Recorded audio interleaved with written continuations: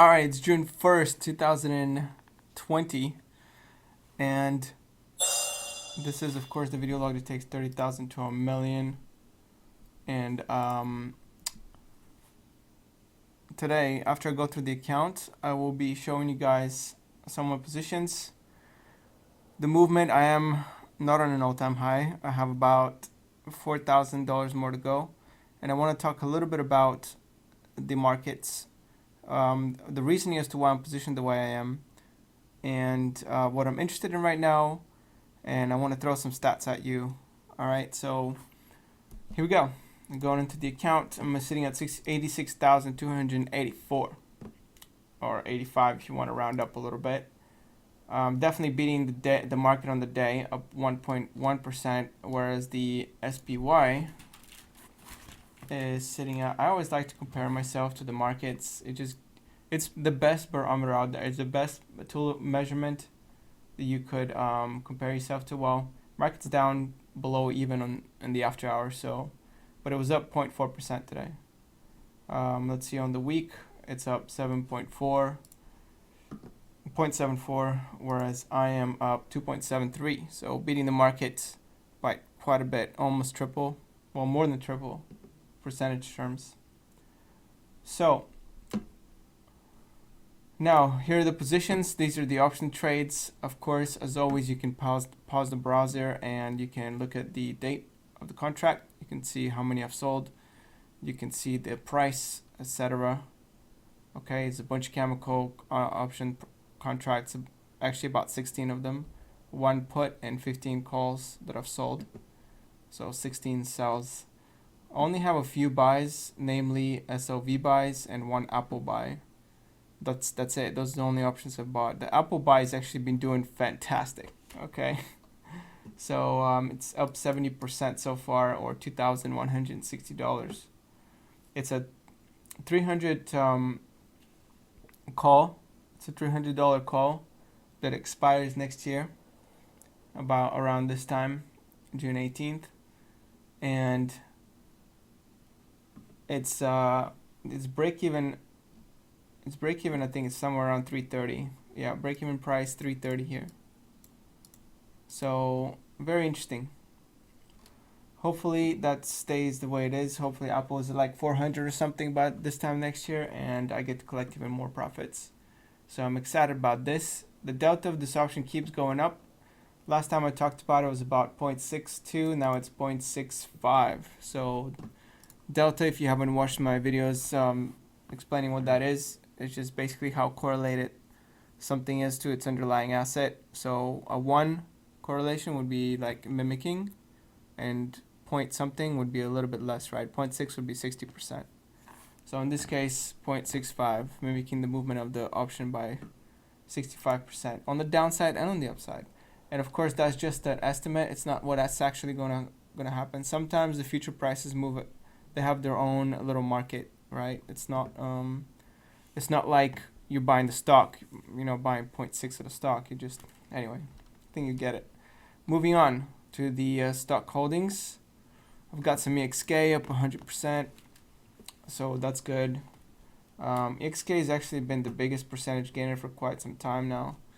I have a bunch of EXK in a different account. I only have about $1,000 of it right here, 500 shares. My average cost is 1.81, but of course, out of the 500 shares, I've already pre-sold 2 of them. So you can see here I have 2 calls that expire on 8/21. I'm going to be collecting 23 cents times 2. That's $46. You can see over here I have $46 of liability to erase. If you're getting confused by some of this option talk, you can just you can look at some of the videos I've done on options, so you can understand what all that means. But this is a very option friendly platform. Like, I'm very surprised, and it's the biggest reason why I use Robinhood, by the way, is because it's so friendly to the user. It's very plain and simple and organized. It takes away all the complicated stuff that other brokerages have. Now, I appreciate them. I appreciate the fact that the other brokerages have these complications, because they give you more information and stuff like that. But it's just not very easy to use. It's not fun to use, which is the most important aspect. I think of Robinhood kind of like the Apple versus the Android, right? Android might have more optionality, but then Apple is just more fun to use. All right, so that's why I'm doing Robinhood. Otherwise, I have a interactive brokers account. I have an E-Trade account. I use other brokers, and I've used other brokers before too. Anyways, sidetracked the positions. So I have 80 shares of Apple after UXK, main up $24 today. Realty income, which is what I've been really trying to accumulate, is up $68 today. And then RSX is the Russian market, up 140. NYMT is New York Mortgage Trust. It was down on the toilet during the crisis, up $77. Wheaton Precious Metals, of course, up $28. SIL, which is the Silver Miners Exchange Traded Fund, up $54. And then we have uranium taking a breather. Chemical down 270. Emerging market down 138. And the Norwegian cruise liner up 134. Of course, I have a lot of that pre-sold. Now, what is going to happen here? All right. What is going on with this market? Okay, the market's up hella, right? I live in California, so I can say that. Market's up hella. What the hell is going on? Why? It shouldn't be up. And I completely agree. This thing shouldn't be up. I mean, there's so much negative stuff going on. The economy is at its virtual standstill, or, metaphorical standstill. And activities are down. I was looking at the Visa numbers, and Visa's actually recovering quite nicely. I really like Visa, and I hold some Visa. But transactions were down as much as 12% globally. I mean, that's a really big recession. That's like depressionary stuff. So, and they're pretty much the biggest. I mean, they have almost a monopoly. They've got the biggest market share of credit card transactions. That's what we all trust the most as consumers, is the credit card and the banking system, because they use it. We hold their money in the bank. We trust the banks. So here's some other statistics, right?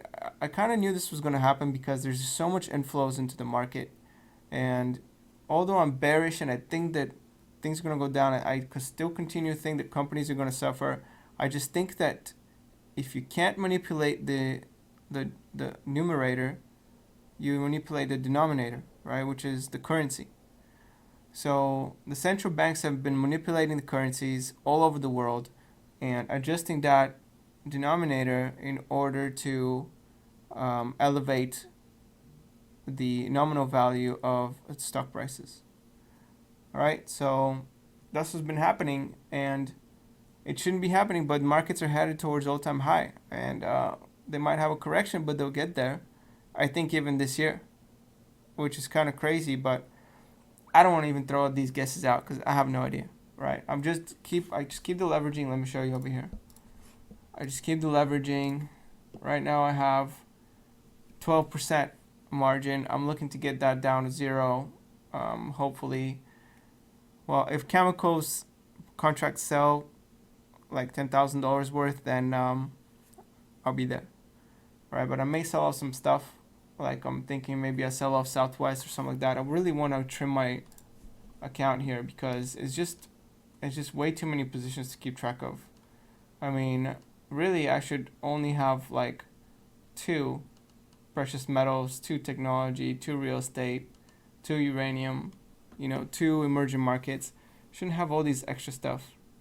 So I'm thinking of maybe keeping Visa, keeping Energy Transfer, Apple, SIL, Wheaton Precious Metals, and that's it. I want to get rid of everything else, but I need to wait, and realty income. So I need to, and maybe New York Mortgage Trust. I need to get rid of all the stuff, but I have calls sold against a lot of the positions, so I can't really touch it for a while, so I'm going to let them play out. We'll see what happens. But anyways, hopefully the account deleverages fully. I just clicked on the stat, but you can see the total market value of this account is actually at an all-time high. So I've never had that many assets, that much money in assets. Okay. My assets weren't valued as high ever before on this account. 98,000. So that's pretty impressive for me. And other things that are contributing to this rise is that actually the income of people, their balance sheet is actually getting repaired because, the stimulus checks, $1,200 for free, and on top of that, the unemployment, the aggressive unemployment benefits that people who are out of work have been getting, including myself. I am unfortunately not in the 60% of people or something that are getting more under unemployment than they were when they were working. Unfortunately, that's the case, but I am getting some money. I filed for unemployment for the first time in my life, and I don't feel good about it, but if they're going to make it illegal for me to work, I need to be compensated somehow, right? Um, I'm forcibly unemployed, right? Not because I wasn't doing a good job, it's just that the government ordered it.